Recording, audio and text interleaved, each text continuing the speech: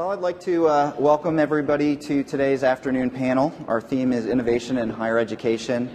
It has really been, from my perspective, a great conference so far, and I think that we're really at the perfect time to be discussing the innovation in higher education. A lot of the morning conference and some of what we heard in the keynote at lunch really around some of the problems that we're seeing in education and that are contributing to the skills gap. And I think what we get a chance to do now is talk, which is a little bit more fun, about some of the solutions and what are some of the things that creative folks are doing out there to make a difference.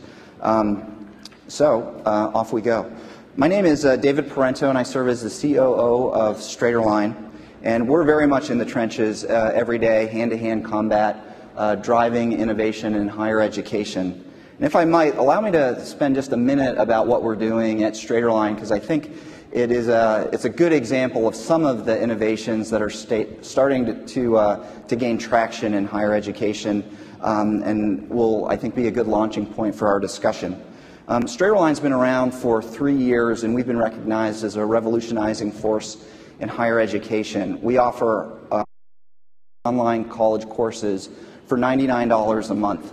Students receive credit from over 100 colleges and universities, including many of the leading adult-serving institutions, institutions like Western Governors University, Excelsior College, the University of Phoenix, the University of Maryland, University College are all of our partners, and that's just really just a few. So besides our low-cost monthly subscription, where we've really gotten the most attention for innovation in our model is doing that, creating that real pathway for college credit, which is obviously really important to both to students who are interested in being able to demonstrate the skills and masteries that they have, and creates a pathway to that college degree.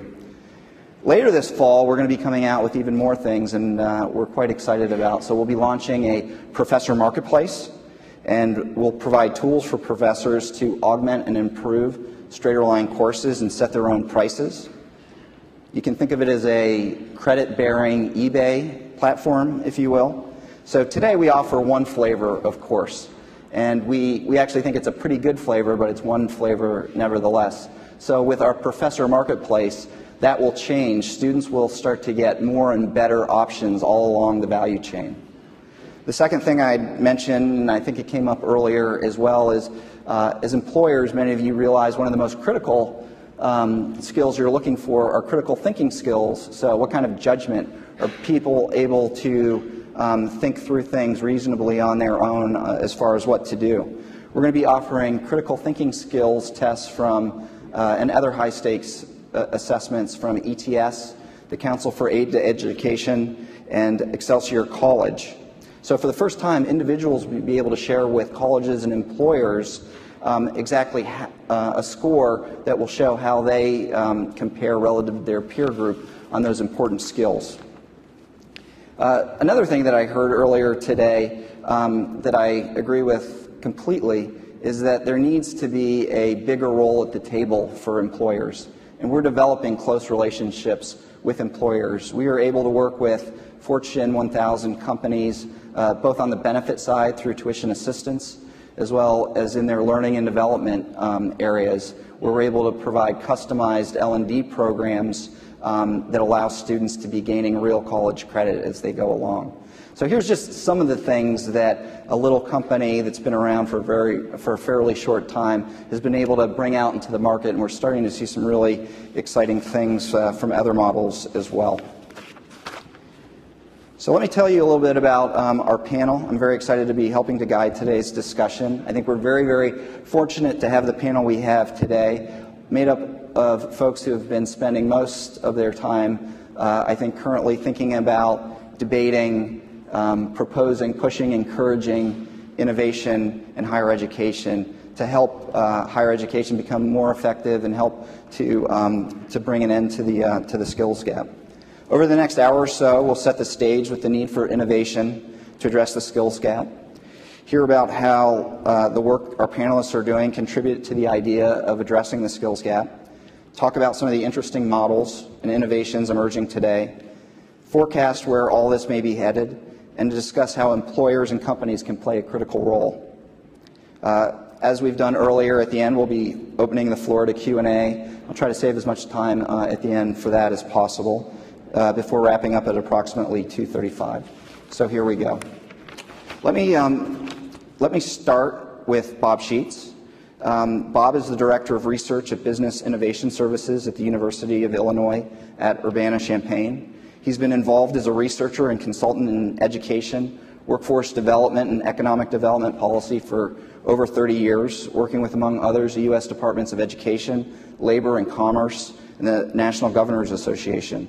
He's spending a lot of his time right now looking at researching and writing about innovation in higher education and workforce development.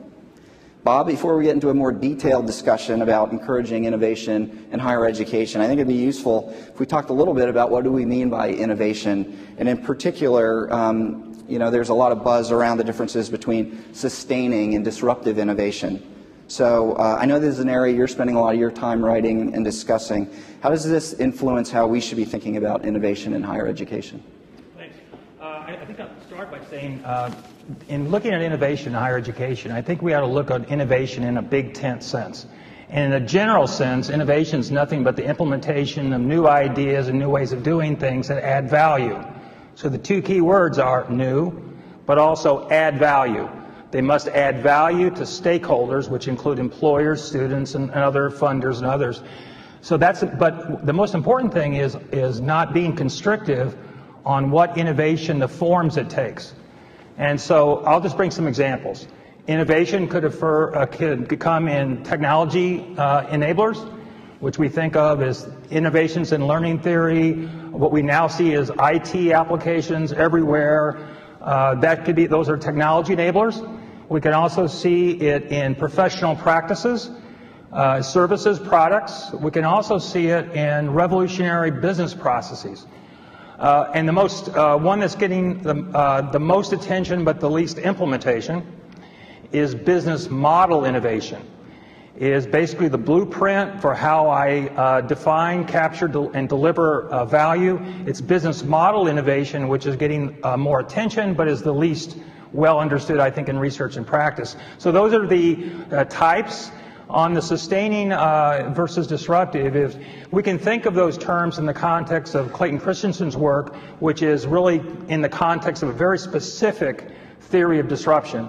Or you can think of those terms in a broader sense, and I think for us it's better as a broader sense today. Sustaining innovation usually means incremental improvements in current, dominant, well-established practices on incremental. Incremental innovation, you can have a lot of it going on, so that's sustaining. On the disruptive side, it's usually basically new ideas, new ways of doing things that make serious challenge to dominant ways of doing things, and in some cases raise challenges to make them even challenge their currency or make them almost obsolete. So think about sustaining and disruptive as two ends of a continuum. And most of the stuff that I see in higher education falls within that continuum. And sometimes it's in the eye of the beholder on which one it is. But I think it's better to say is we have a whole continuum of things going on, great things in higher education that fall somewhere in the middle of those two extremes. Great, thanks, Bob. I think that those concepts will come up continually during the rest of our discussion. Let me move next to Jim Applegate. Jim is the Vice President for Program Development at the Lumina Foundation based in Indianapolis, Indiana, where he leads the development of the Foundation's funding program supporting achievement of Goal 2025. The goal of that program, as many of you know, is to increase the educational attainment in the U.S. and places a special focus on, among others, adult students. Jim, Lumina has really been prolific on the philanthropic side in pushing innovation in higher education. How do you see innovation as critical to addressing the skills gap, and what role are Lumina and other philanthropic organizations playing to contribute? Well, it's a timely question. I just came from a meeting of 30 education funders a few blocks up the street where we're working to try to think about how we work together and collaborate to move the dial on this issue. I mean, I think the reason we have pushed so hard to think about innovation, both in terms of what it is that higher education is delivering and also how it's delivering it, is because of that goal. The goal really, we have done a lot of work. Some of you know Tony Carnevale, who's at the Georgetown Center for Education and the Workforce. And we're pretty convinced, we're totally convinced, that if we don't move the country to 60% of our workforce with some form of high quality, and we'll talk about what that means if we want in a bit, post-secondary credential. Doesn't have to be a 4-year degree, it could be a 2-year degree. There are actually, Tony's telling us, some industry recognized and other forms of certificates that have dramatic impact on employability and wages. But if we don't do that, we will not have a competitive economy globally, and we will not come out of recession in any healthy form. In fact, by 2018, 2/3 of the jobs will require that kind of education and training.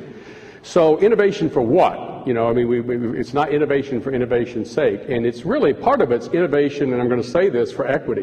If you look at the 2010 census and look at 24-year-olds living in this country, 4 out of 5 24-year-olds in the upper income quartile, 4 out of 5, have a 4-year college degree. We're doing a pretty darn good job without even innovating of educating wealthy people. If you look at the lower income quartile, it's 1 out of 10. That means you just think about the amount of human capital we're throwing away by not being able to create a pipeline that will move those students, both traditional students and adults who need to come back, to do that. I've been to Singapore, looked at Finland, some of these countries. What you hear over and over again, they'll say, like, we're a smaller country, and if we don't access every ounce of our intellectual capital, we can't be competitive. Well, I want to suggest something. Compared to China and India, we are a smaller country. The numbers are no longer on our side. We can't afford to educate 39.6 or whatever it is % of our population and be competitive. And what it will take to get to 60%, we have the numbers and how we're going to get there very clearly laid out, is, very frank, 23 million more quality degreed people than we're on track to produce between now and 2025. So that's the case for innovation. You're not going to reach those, and most of those folks are the folks the education system, higher ed and K-12, have done the worst job of serving for decades. Low income, students of color, adult learners returning. That's where we're going to get, that's where we're going to get the uptake. As I said, we don't need to get the uptake among upper income kids. So if we don't innovate and think about new ways of defining more transparent learning outcomes and pathways aligned with workforce and career, if we don't think about new ways of delivering it, if our proxies for quality in higher education remain things like small class size or cost, there are a lot of people who think the more you pay, the better the place must be. If those become our proxies, we're lost. We have to have a clear definition of what we're innovating toward, and that's quality degrees that are aligned with the workforce. And I think there is a powerful role, and we're doing a lot of work with the Chamber, with the American Council of Chamber Executives, with business leaders all over the country. There's a powerful role for the employer community to play here. And I would organize that in terms of 3 terms: company, community, and country.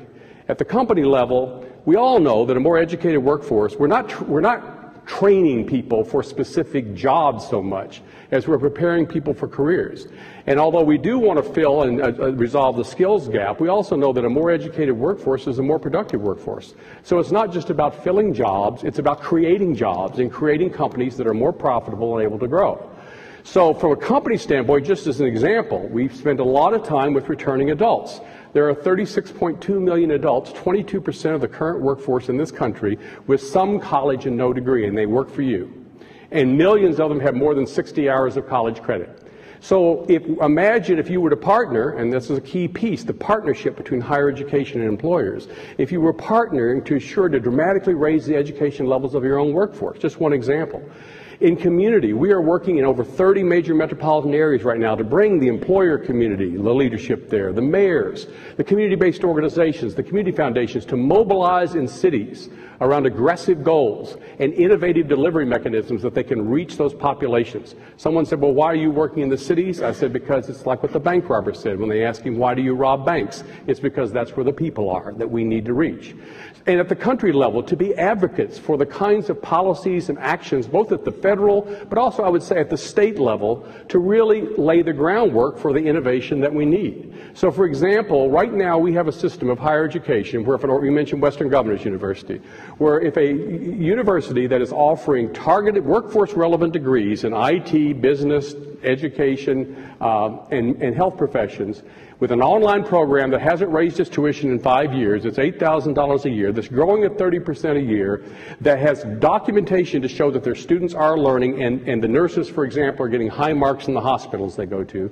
For Western governors to get that done, they have to go to 50 separate states, to 50 separate licensing agencies, and 50 separate nursing boards in order to get permission and authority to be able to do their work. That is not a recipe for innovation, and certainly not a recipe for scaling innovation. So we're working very hard to change the policy framework so that it becomes easier. We do believe there's a role here for consumer protection. We believe that in every sector. But we're working to try to set the policy framework and the will to allow these kinds of innovations to scale. So, you know, today in the delivery, two things for higher ed, and then I'll be quiet.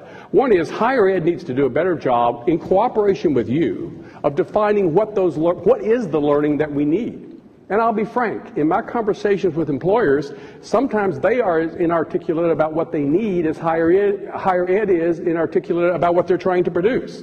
So we need to have a conversation here and get clear on what those needs are. That's the what. And then the how. We are seeing Straighter Line as an example. Massive online courses made the front page of USA Today the other day. Massive online courses. Carnegie Mellon's work with open learning initiatives that's giving us this twice as fast learning with less cost in all kinds of college courses that allows students to accelerate. But we need to be in that conversation with employers to make sure that as we design, as we innovate, that the students that are coming out are prepared for careers and are prepared, honestly, to participate effectively in a democracy. The last thing I'll say is the income gap that we hear so much about, and you know, we got Wall Street occupied and all those kind of things going about, in our estimation is largely a post-secondary education opportunity gap. When you look, if you've read Tony Carnevale's work on the College Advantage, when you look at the premium that you are paying for college graduates right now, it's at an all-time high and growing faster than it's ever grown. 74%. Used to be at 40 in the 80s. Any economist will tell you when you, the consumer, are paying that kind of premium, you have a shortage. So it's not economically smart. And also, the other thing that Tony's analysis showed, in this Great Recession, we accelerated a restructuring process in this economy that was already going on that demanded that we find a way to get that post-secondary education to these 23 million additional people. During the recession, jobs that were available for high school graduates dropped by more than 5 million. And since the recovery began, they have dropped another 230,000 since then. If you watch the line, it's dropping off the chart. For four-year college graduates, we actually have more jobs available today than we did before the recession. And for two-year college graduates, it's recovered entirely. And it's only going to go more in that direction. So if we don't find a way to innovate to defining clearly what quality is and value add, in cooperation with employers, and finding a way to deliver it efficiently and effectively. We do a lot of work with higher ed productivity that you could also, some of you are being good partners for us for. If we don't do that, we're really dooming huge numbers of our people to working poor status, because that's all they can hope for without that next level of learning. So for us, that's the motivation for innovation, and all the work we're doing to try to change the policy terrain, to raise up those examples of high-quality innovations that are delivering at lower cost, high-quality learning to more people. It's all motivated for that. It's innovation for the future of this country, and it's innovation for equity. Jim, thank you very much. Jim did a great job of hitting a lot of the different issues that are sort of being faced and we're trying to tackle through innovation today. And we'll be going back to a lot of those in a little bit more detail in just a minute. Let me turn now to Mark Brenner. Mark is a Senior Vice President of External Affairs at Apollo Group and has previously served as Vice Chairman of the Board and Executive Officer of the College Loan Corporation. And he's been involved in education and workforce development issues throughout his career. As many of you know, but it's worth repeating, Apollo's University of Phoenix subsidiary is one of the single largest education services providers in North America and currently serves nearly 350,000 students in degree programs. Welcome, Mark. It's very good to have you. As I mentioned before, the University of Phoenix is one of our partners at Straighter Line. This means that we have a direct articulation agreement with them that creates a pathway for students who may wish to complete their degree at the University of Phoenix. The university has been a great partner of ours, and it's just one example of where the Apollo Group is innovating. And that's a good lead-in, I think, more broadly. The story behind the Apollo Group and the University of Phoenix is largely a story of innovation. starting with Apollo's founder, John Sperling's early recognition of the role of lifelong learning for today's workforce. It wasn't going to be that you could expect to get that first job out of high school or college and be with that same employer for the next 40 years, and that you needed to be continually upgrading and improving your skill set. So John was able to recognize that early on, and also be able to recognize that traditional education or traditional academic institutions were not adequately serving those types of students. So it's fair to say that online education would not be nearly as evolved today without the very significant contributions of the Apollo Group. Mark, a couple of questions. First, any lessons from the University of Phoenix really around the history of innovation for today's innovators? And second, what are the things that the Apollo Group are doing to address the skills gap? Thank you, and thanks, Bob and Jim. I was amazed at the way that the discussion has let itself out here, quite nicely, confirming some of the things that we are doing. But as I was thinking about innovation, and obviously we talked about the MOOCs a little bit and a few other things, Western governors certainly, innovation has, in higher education in particular, fundamentally focused, with the exception of a few of us, on making the experience better for that top 25%. That needs to be turned on its head. As you were saying, 40% graduation, 65% of all new jobs require some form of college education. 22 million jobs will go unfilled or uncreated by virtue of our skills gap between now and actually 2018.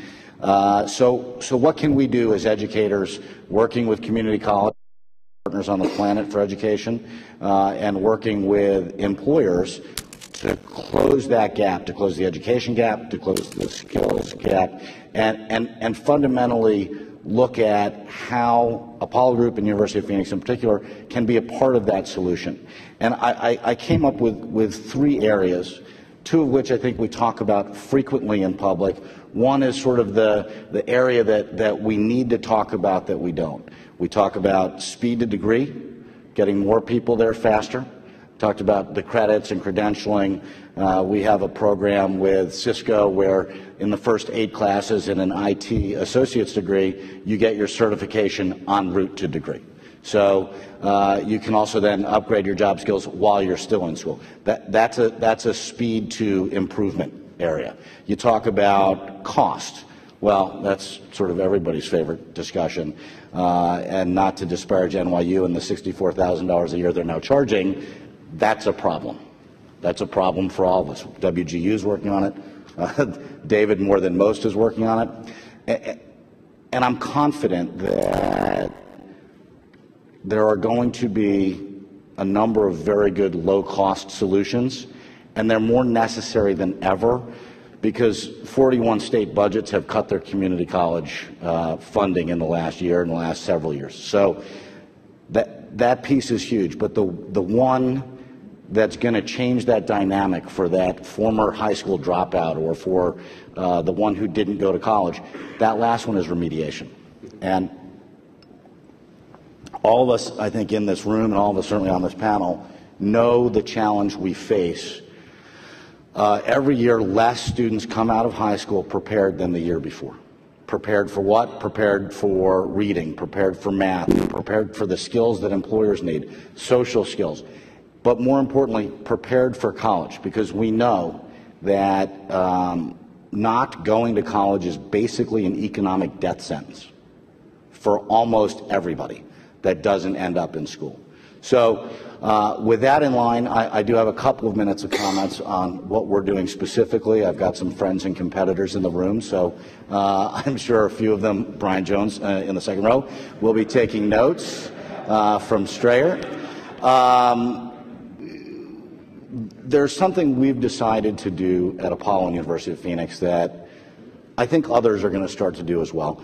I don't know where anybody else on the panel went to school. I know where I went to school. You studied for the first 3.5 years, then you filled out your resume. You went to the jobs board and, you tried to find a job, or as my mother said, since I couldn't find one, I went to law school. But at the end of the day, if we're not front-loading the reward system in higher education so that person, before they walk in the door, has maybe done some skills assessment, has maybe thought about the areas that they want to learn in and what that means. What does that mean in terms of your job? What are the skills you're going to need? How soon can you get there? Showing a pathway earlier in the process. The system that worked for 30% of people that went to college in the traditional sense, 18 to 24 years old, a nice leafy campus in many cases, that's not going to work for the 70% of adult working learners. So what are we doing for them, and how are we front-loading it? Well, at University of Phoenix in particular, now if you go there, you go to the Visiting Student Center. You do reading and other comprehension tests and skills, if you would like. And it helps identify for you a clearer picture to where you want to go. And that reward system, the badging, the tagging, all of that needs to be part of or worked into the curriculum. So we've taken a look at the 200 top skills areas for jobs for the future where there's going to be job growth, and we've mapped them to our curriculum. So an employer can now come to us and say, I'm looking for someone with these skills, or I think I'm looking for someone with these skills. Let's take 20 people and identify with that employer.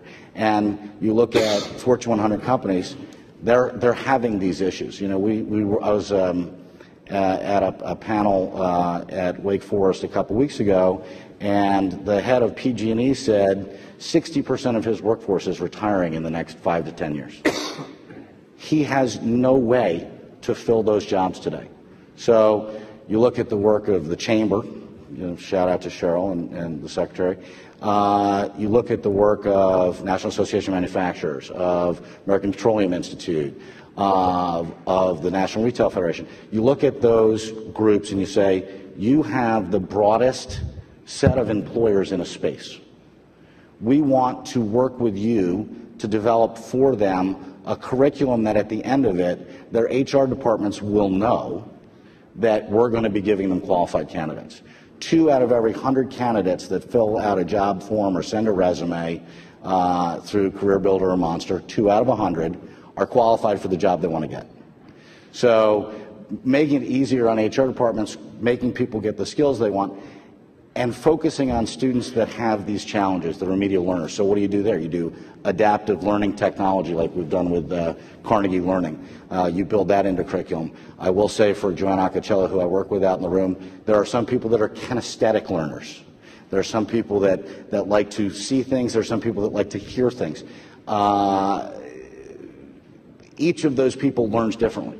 So how do you adapt that classroom? And through technology and innovation, it's really the best way to teach as many people as possible, as much as possible, as quickly as possible. And that, to me, those 3 things are really where innovation and smart, hardworking people, many in this room and hopefully those on the webcast, can be thinking about doing that. I know the people on this panel have, and I wanted to thank you and thank the Chamber for having me, because I think it's going to be a great discussion. Great. Mark, that was a super lead into our next area, and we're going to start to open up some general questions for the entire panel. But Mark mentioned speed to completion, cost, and remediation as kind of 3 core issues or problems that University of Phoenix or Apollo Group has identified and that they're tackling. For Jim and for Bob, let me first turn to Jim. What are some of the other, I think in thinking about what are the right solutions, we have to be really clear on what are the key problems that we're tackling. So Jim, anything you would add to that, or do you think that that's pretty much the list? Well, I just may take a step back. I want to say to this group, I was just at a convening with the GE Foundation in Florida not that long ago. There may be some GE folks here, I don't know. But the role of business leaders in making sure we hold the line on the Common Core. Because we have we're spending a lot of money to help with this, because we're about preparing people for college as well as getting them through.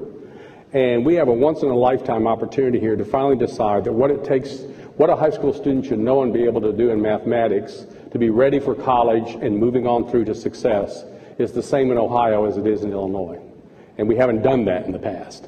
So I think when those results come out, we think we're not getting a lot of people prepared for college. We don't have any idea how really few people were really getting prepared. And the first reaction of a lot of folks in the education sector as well as in the political sector will be to run screaming from the room and abandon the goal. And I think it will be the business community who will step up and say, wait a minute, this is an avenue to getting to the workforce we need. This is an avenue to solving the skills gap. We know over time, over a few years, if we hold the line here and figure out why we're doing so badly and fix it, we can fix the problem. So that's one thing. The second thing is, we certainly advocate, and the cuts that you mentioned in community colleges, and it's true all over higher education. I don't want to be an apologist here for higher education, although I spent most of my life in it. But I don't think we can cut our way to solving the skills gap and solving this nation's education problems. Slicing community colleges that much on a recurring basis, as if, and used to be, and I used to work with legislators and state folk, they would say, well, we don't worry about higher ed because they can always raise their tuition. They have a revenue stream. Well, I think those days are long gone. We've hit the ceiling on raising tuition. So I want to make that point. The business community can say we want smart, let me emphasize that, smart and continued increased investments in our education system. But if you're going to do that, make it a quid pro quo. Partner with your higher ed, and for that matter your K-12 folks, and say, we're willing to go to the mat for you, but we got to have a come to Buddha meeting here about how you're doing your work. We've got to talk a little bit about we've got to talk about productivity and innovation and how we can partner together. I refer you to a website that we support, but it's not ours. It's called collegeproductivity.org. And it has the 4 steps to finishing first, which is what higher ed institutions must do at minimum to really ramp up their productivity, reduce costs to a degree, and serve more students more effectively. But we've got to have both the demand side, and then we obviously work with higher ed to increase the productivity piece, and then focusing in on, as I said earlier, defining what the learning is that we need. You can be a key voice in helping us do that. Right now, we have rewarded higher ed forever for increasing enrollment, and guess what they did? They increased enrollment. We've had increased enrollment in higher ed on a consistent basis. We need to start tying the reward structure to student completion. And we need to move off seat time. How many of you would pay somebody in your business and say, we're going to pay you based on how long you take to do the job. The longer you take, the more you get, right? No, it's the outcome. It's the learning that's the piece. And as one of my friends, I used to be a teacher, so as a teacher you're allowed to steal things and not always attribute, but one of my friends used to say, if you're focused on seat time for a student, you're focused on the wrong end of the student. Right? So we need to help us think about what is that learning, and then how are we going to be more productive in developing. And I think the employer community can be a huge partner with higher education in helping us figure that all out. And that's so I don't know if that actually addresses the question you asked or not, but that's. Well, I think that moves us further down, and let me actually build on what you were saying, and I think this will tee up Bob for a good response as well. I think it goes into some of what Bob's spending a lot of his time on currently, thinking about types of innovation, different business models, disruptive innovation, sustaining innovation. So let me first turn it to Bob, but then give Jim a chance to respond if you would like to play the role of apologist for traditional higher ed. But no, I'm not. One question is traditional higher ed ready for change? Are they ready to support innovation? Do they see the same problems that we all see and realize that, as I heard earlier, we can't just do the same, more of the same, that we've got to do things, consider doing things differently? So, Bob, let me turn that to you. In terms of defining the problem, if I can add one more dimension to the problem statement a little bit, and I think I heard some of that today in our other panels, let me introduce a metric called time to productivity. Not time to degree, but time to full utilization of skills in the workplace that add economic value. Let's assume that that's the cycle time I'm after. Now, why is that an important metric? Is because think of the pace of innovation going on in the workplace now. We don't have a homogeneous labor market. We have all these differences, and people in the employer side are competing over how to organize work differently, how to improve processes. So the target's always changing, right? So think about the total time to full implementation. I would be concerned more about, can I get my students up to and onboarding into the workplace to the point of full productivity faster, cheaper, better than anybody else in the world. Now, if I can do that, that has more to do with economic development. But I would argue if you focused on that metric, you would come up with a lot of different discussions about solutions. And so just because you have a degree, It doesn't take long for somebody to say, how long does it take an engineer to be fully productive in the workforce after they get their degree, a nurse to be onboarded? And I think if we focus on this cycle time, because innovation's moving really fast, right? And everybody talks about the lag time with education, but if we don't focus on the last mile problem, the last mile program is applications of skills into the workplace for full productivity with a fast feedback loop. I think that metric is more important than ever before. I would totally agree with that. You know, we talk a lot about the disconnects between high school and college, and we've been working on those for a while with some effect, I think. But the disconnect between higher education and the workforce dwarfs that. We don't have any systematic way that we can measure your metric. So, for example, two things we're doing right now. One is we will be able, fairly short order, in a number of states, to begin to issue annual reports on what happens to every graduate of every institution by major 1 year and 5 years later. So to your point about what's the time frame, now I think what you're talking about is creating a system that really does support that. This data will at least tell us how well we're doing right now. Yeah, my concern is I can shorten the degree to 3 years, but I've still got the last mile problem. Exactly. And ultimately what I'm seeing more and more is employers are getting larger cost absorption, not just because they're waiting longer for somebody to get their degree to get to them, but for me to onboard them totally. And let me give you another problem, how that works out. Most of the innovations that's occurring in the workplace is occurring at the interdiscipline, is the interface of disciplines and functions, not silos in terms of how we do degrees. So if you buy the argument that innovation is occurring at the interface of disciplines and functions, if I was really going to onboard more people, I would have cross-functional teams in our universities and colleges working on a day-to-day basis, because I know that would onboard them more. Does that make sense? Yes. So I would put that to the center of curriculum, not the building block silo model we have now of course delivery. So I'm saying if the metric is time to full execution of skills in cross-functional teams, I would design something totally different on the back end. No, I think that makes a lot of sense. And again, I don't know how you do that without having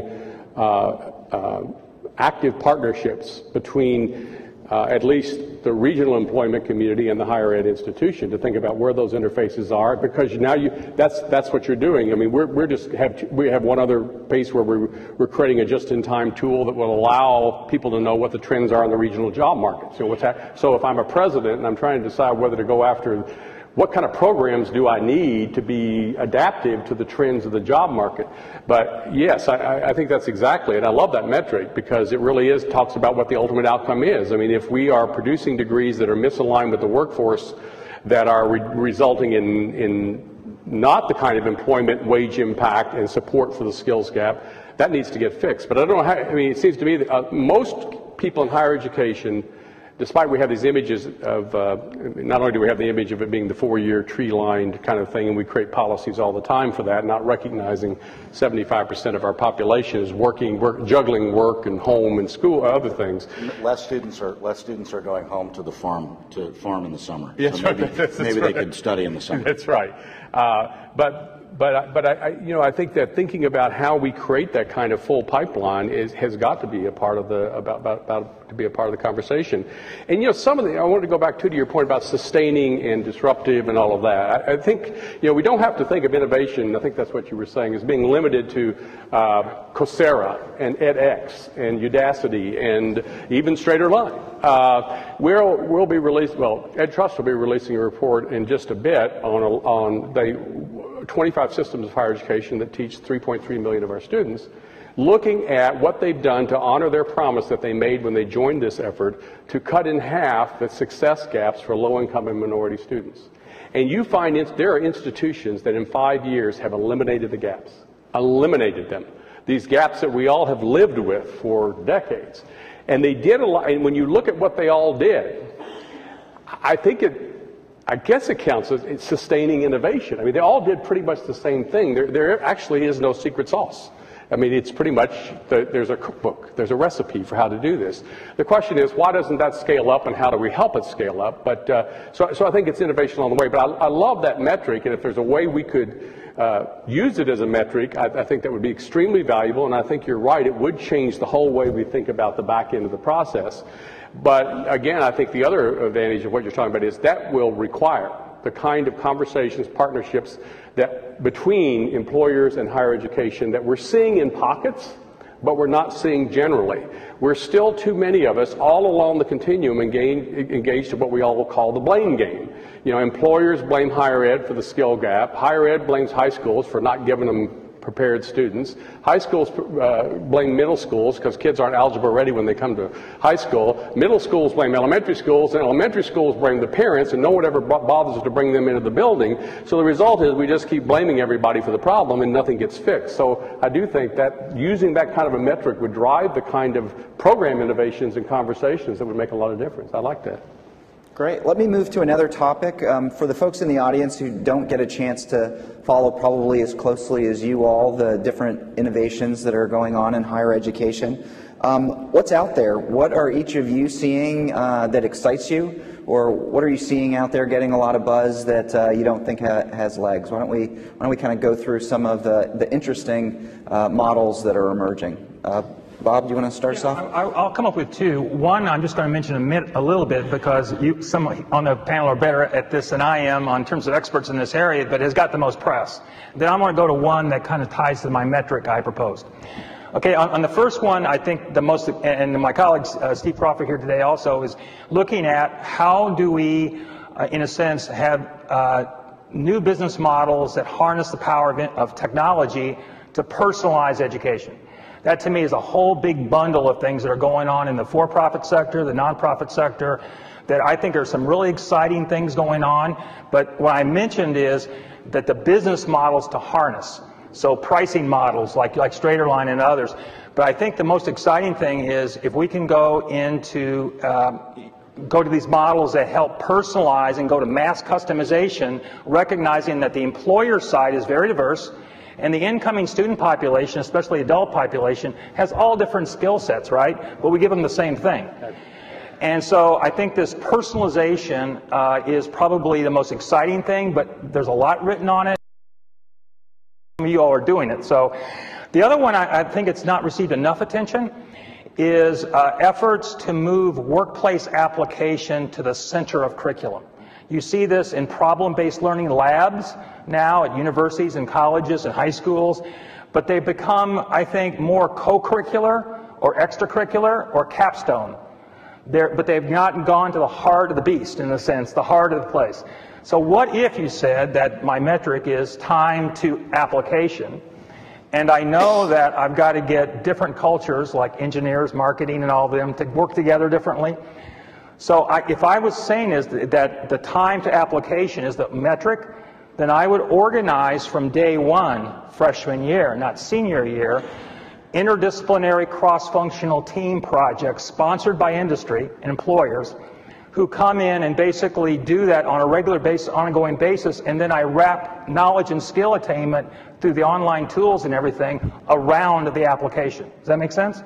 So then when I go to an employer and say, tell me a time when you did something, you have done something.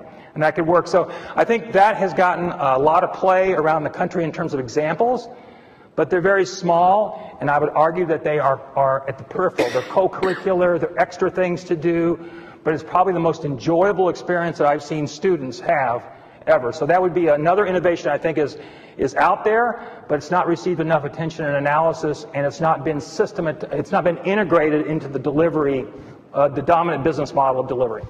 Thank you. Mark, can I ask you to go next? I wanted to follow up on that because I couldn't agree more. I think as you look at higher education going forward, the innovation is going to be where the employer lives within the learning environment. And that employer is going to live at the very beginning of that learning environment from a higher education standpoint. It's fair to say that we've failed our students at the high school level, but that's not an answer. Necessity is the mother of invention. We're getting less prepared students. We need to prepare them. The country needs it. Employers need it. The success of our whole system needs it. We're not losing ground to just South Korea or China in education. We're getting killed by Canada in terms of education. Canada is at a 59% college graduation rate. We're at 41. So it's not just looking, beyond the borders and beyond the shores. It's actually looking next door. It can be done, and it needs to be done, because otherwise we will become a once great nation. So making that happen, and what Jim was talking about, what Bob was talking about in terms of where the employer fits, and Bob, to your point on that 60% attainment, educational attainment, that's really at the center of what Apollo and University of Phoenix are trying to do. We have more community college partnerships than any other college in the United States. We know that those students are, if they graduate from community college, are most likely to graduate from four-year. That certainly moves them up into another economic strata over the long term. We know that our returning military students, I know the Chamber's done amazing things with returning military. The skills that they learn in the military need to be adapted into the learning model and ultimately into that career piece, right? So we know that certain skills within the military community translate well into the business community, but the business community doesn't know that. So mapping where those learned skills are from a military standpoint, wrapping the education piece around it, then working on the back end with those businesses who have been so committed to it. You mentioned GE. I think they have the biggest commitment to the returning military to employee relationship in the whole country. So good for them and good for the country. But that employer is going to be in the heart of it. So you take the community colleges, you partner with the community colleges, you take University of Phoenix in our case. I know there's some other folks in the room that would like to be that partner to community colleges and businesses. We have more business community partnerships than any other school that I'm aware of in the country, and working to build the curricula with the employer in mind. You talked about where they fit, and it's not on the periphery. It's first aid classes, Cisco certification, here's 50 jobs you can apply for. And by the way, keep the education up, because you can get to the next level beyond that. It's working with John Deere. It's working with Walmart. Walmart is in dire straits relative to that first tier management level. So building a curriculum with Walmart that gets people ready for that job streamlines the whole process, is better for the economy, and is better for students because they know they're going to get a job. That's the next innovation in higher ed. Great. Jim, let me turn to you. We're going to try to fit in at least another question for the whole panel before we turn to Q&A, but Lumina seems to have taken a strategy of planting a lot of trees. So you're spreading your funding around pretty broadly around interesting things that you're seeing. What are the one or two kind of most interesting things that you're seeing out of the efforts that Lumina has been pursuing? Well, first of all, I want to disagree. So since we set this goal, and you all know this, you're business people, when you set a goal, it has a ripple effect on your practice. And we set this goal of 60% in 2007. And we're very happy that the president has a similar goal, and others have developed these aggressive goals. And what's happened when I first came to Lumina, 90% of our funding was responsive, as we waited for people to send us stuff, and if it looked good, and it was good people, and it fit in our mission, we funded it. That's totally flipped. Now 90+% of our money is very strategically targeted to getting several things we know need to get done. And they are as follows. One, and this is where employers have a role in every one of these. One is mobilizing cities, states, and the country around the urgency of this issue. You know, we're crisis weary. Lord knows we've had a lot of crises, right? But how do we mobilize so that we're doing that in cities all across this country with good effect? We have states who have set these goals that are working with their employers and their leadership. So mobilizing. Second is, and innovation comes in a lot. I won't go into all of it, but student supports. You know, how do we provide the support structure, academic supports, financial supports, and I would call them social or psychosocial, the kinds of things that students need. And that doesn't just apply to young students. I was talking to a veteran about a year ago, and it was a returning adult conference. And he came up to me afterwards. He said, you know, Dr. Applegate, he said, I want to tell you something. He said, when I went down to the community college and pulled in the parking lot and got out of my car to walk across that parking lot to register for community college, I was more deeply afraid than at any time during my 3 tours in Iraq. And I think we don't understand that these adults who work for us and others, especially those who've already failed once in higher ed, who are some college and no degree, need our support. So student supports along the way. What do those look like, and how do we deliver them at scale? And that's another innovation challenge. The third is redefining this whole credentialing system so it's not about seat time, it's about learning. And defining what that learning needs to be, and I've already talked about the role of employers in that. And the last is developing these new delivery mechanisms and ways of delivering it that reach the 23 million additional students that we reach with the resources that we have, and do it in a way that is productive. And there again, we've had so many great partnerships with employers in higher ed, not just around what the learning needs to be, not just around the, you know, the onboarding, and which I really like that metric again, I'll say that, but around how to help higher ed think about productivity issues. You guys think about, guys and women think about this all the time.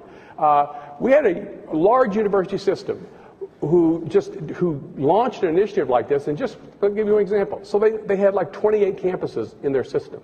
They were letting every campus buy its energy on its own boat. And they said, well, that's crazy. So they pulled in the reins. They bought energy as a system. They saved $12 million on the first contract. Here's the important part. They reinvested that in their core business, which is student success. But, you know, higher ed's not used to thinking that way. You know, it's like, I was in higher ed for a long time. It's a revenue-driven model. You tell us how much money you're going to give us, and we'll figure out how to spend it. I mean, that was it. So how do we do that? So I think those are the kinds of, and there's innovation in all of those: productivity and delivery, new learning models, new kinds of student supports, and even innovation in how we mobilize. We have opportunities to mobilize communities and states and groups of people today.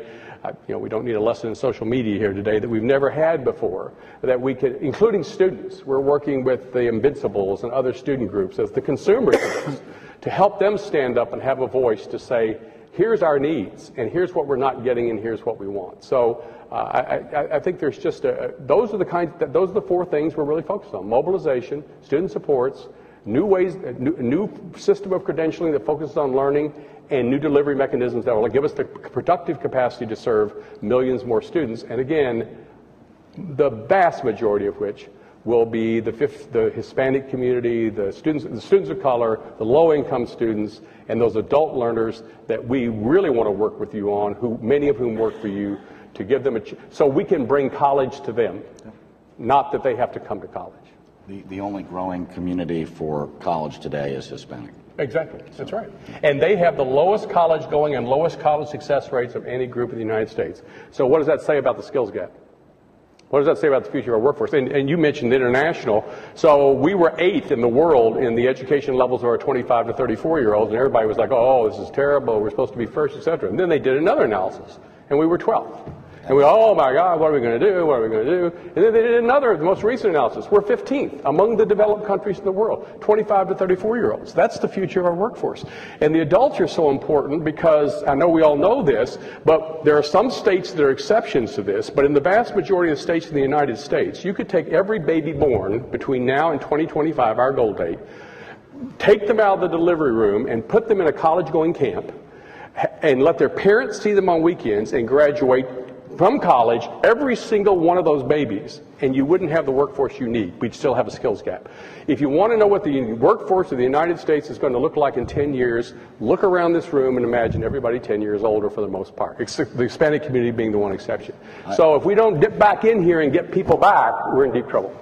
And one quick point, because to your point, the stat you just mentioned, and you mentioned it earlier, we would be number 1 on that ranking list for the top 10% of the economic strata in the U.S. We're number 1. The bottom 10% of the economic strata in the U.S., we're dead last. So we are failing those who need us most. And that was the staggering additional stat to going from 1 to 8 to 12 to 15 to now 17, which report we're going to release next week. Sense of urgency needs to be there. And that's where all the people are. Yeah, exactly. Yeah. So I didn't mean to interrupt, Bob. I want to say something. Bob, do you want to get in? No, I was trying to pick up on where the gap is and the population we're getting to.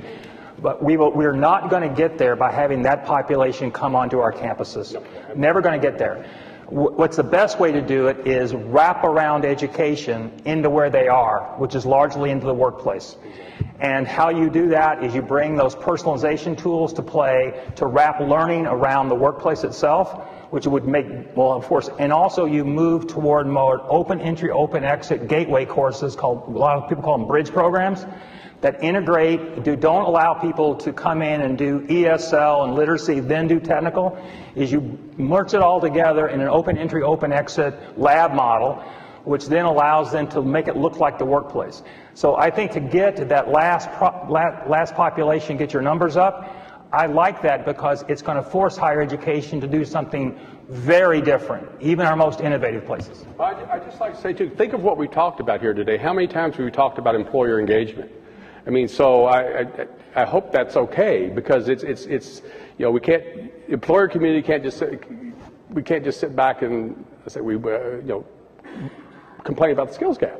I mean, we've talked about meaningful engagement, and you've had a number of ways in which employers, both in terms of defining learning outcomes, the way we teach students, and all of this, have to be in the game. It's sort of like, I go back to the high school college thing. 15 years ago, I was in a conversation around high school to college and the lack of alignment, and the idea that students are needing remediation. They weren't being onboarded to college effectively, and there was a gentleman from Toyota sitting there on our council. And the K-12 people and the higher ed people were talking and talking, and he didn't say much. And then finally toward the end, he said, you know, he said, strikes me that you folks in education are kind of where the auto industry was in the early 80s. You know, where we blamed our suppliers. We didn't partner and fix the problem. We just fired them and bought a new one. Now, of course, that's hard. You can't fire the high school and go to a new feeder high school. But he said, until you guys get together and realize that this is your problem, not their problem or their problem, and get it solved, we're never going to get anywhere. And it was like the room got quiet for a few seconds, and then everybody was like, I guess that's what we need to do. So I think it's not an unparalleled, it's a parallel thing here in terms of the workforce as it's radically changing, the skill demands are escalating, and to help higher ed keep up with that, and it's going to take partnership, and partnership is hard. This is a very good segue into opening it up for questions from the audience. I think we're going to have a little time here. Just to remind folks again, please give us your name and where you're from, and if your question is directed to a particular panel member, let us know, or if it should be open to the whole group. Thank you. My name is Greg Schuckman. I'm with the University of Central Florida, and Jim, thanks again. You and Jamie and Lumina continue to push everybody forward, and we appreciate that. Two things. One is, you didn't talk about where the accreditation problem falls in and how intractable that sort of is and how it makes everything else especially very difficult, including seat time, including, you know. The second thing is, I was on the Northern Virginia Community College Board for several years. And a few years ago, we created a new HVAC program. We did it in partnership and with the guidance of ASHRAE, which is the association that basically certifies HVAC technicians. It seemed like a no-brainer in terms of being able to do that. I think it's a little harder to try to figure out how you design, say, a public relations program. That even PRSA could weigh in with some guidance, but I don't know that they could really articulate a curriculum that would be accepted across all PR placements, all agencies, et cetera. So those were the two things I was hoping you could talk to. Okay, one, accreditation. We are working with all 4 regional accreditors as well as with a number of national accreditors to try to tackle this issue.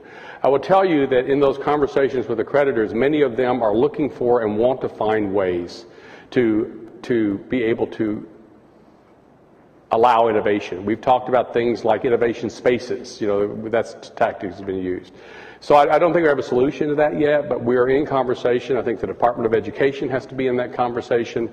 We have to have not just the leadership of the department, but the people who are actually down in the department working with this, on board with this. There are, in the federal regs, there are opportunities to do direct assessment of learning in others, but right now they're not used. It's more like you have to get approval of the secretary. So we're worried. I don't know if any of you saw Amy Leitner's piece on cracking the credit hour. We're trying to get at that. So all I can tell you is we recognize it as an issue, and we're in conversations with those, the accreditors and others, to try to figure out how we open up space for the kind of innovation you're talking about. As to the alignment issue, so there's a couple of ways to look at that.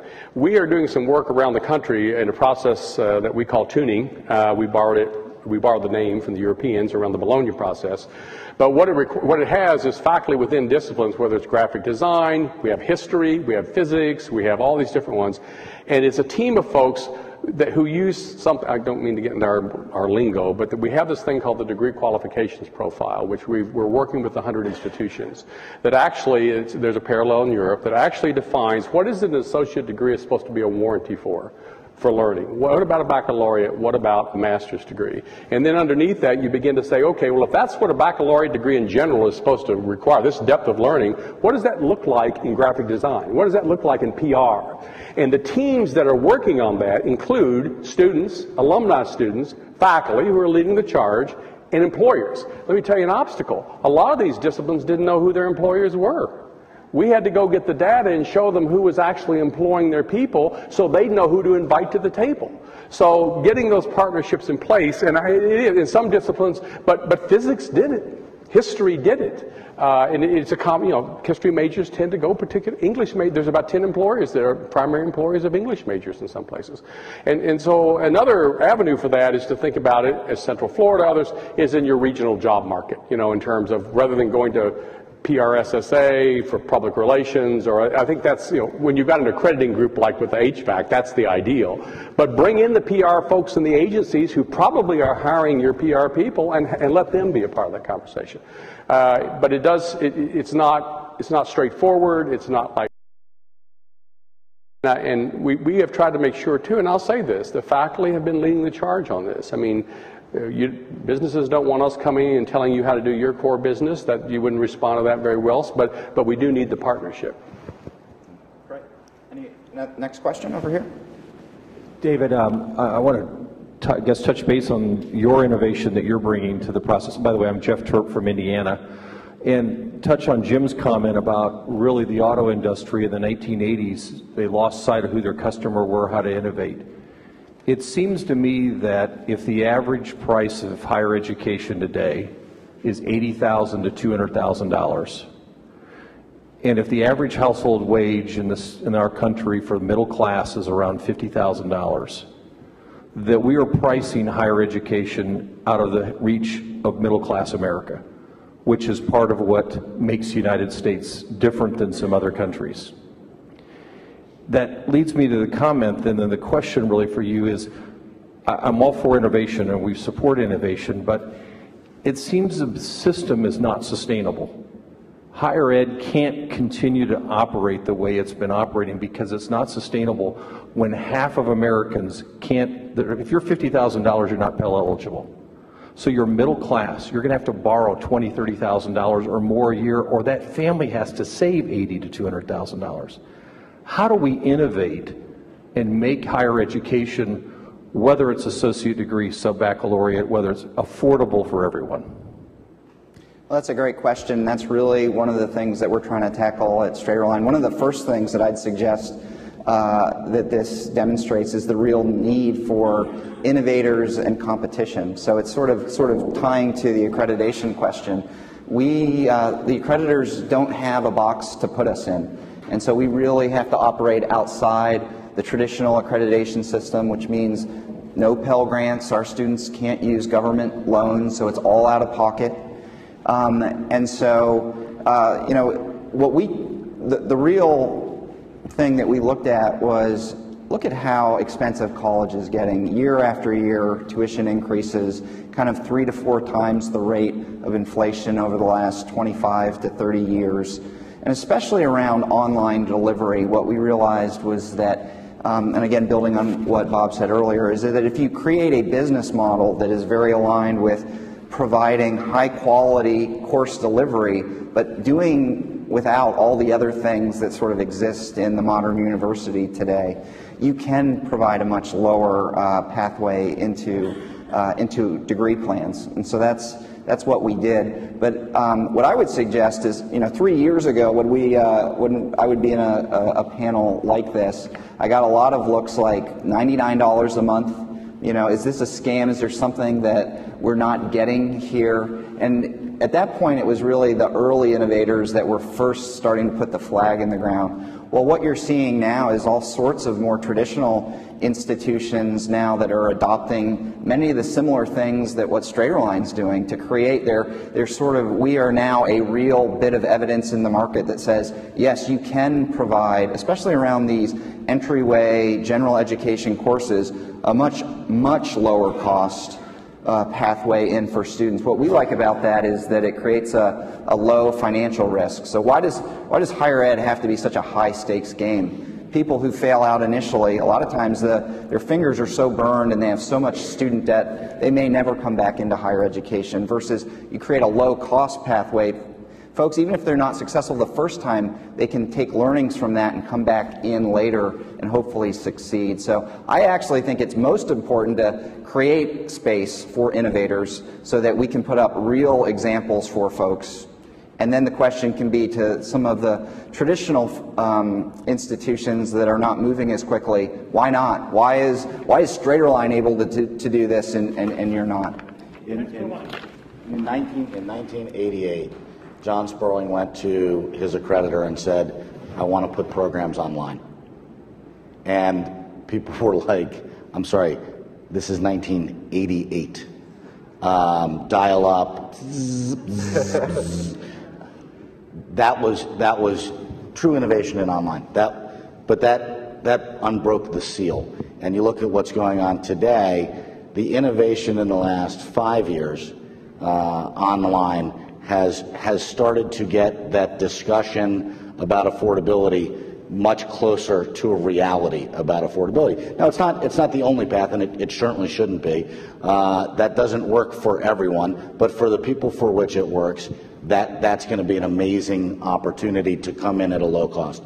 You look at what we've done now at University of Phoenix over the last 2 years with our orientation program. That is the give us 3 weeks, zero cost, and you'll see if this is a path for you before you sign on the bottom line. That's an innovation. You look at the MOOCs and what they're doing, incredibly innovative, but that's only going to work for some people. So you need all of these different innovators coming up with their best ideas on how to do that. The last piece on this particular thing is we are in beta test on our new online platform, and we're going to roll it out more broadly over the next year. That's going to leapfrog the existing technology for online education today.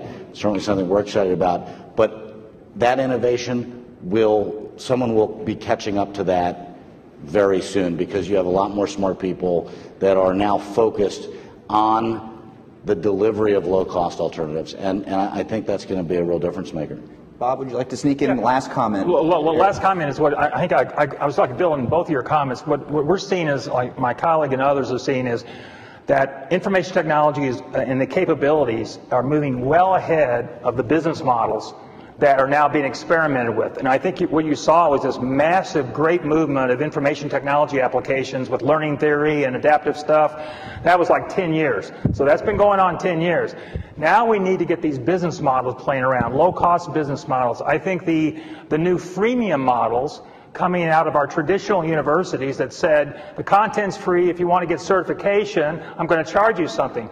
We're now starting to see the unbundling of traditional higher education services and all these different combinations and matches, which can only make price pressuring going on, price pressures, but also would give more choices to a whole different population that don't need the same things but are paying the same price.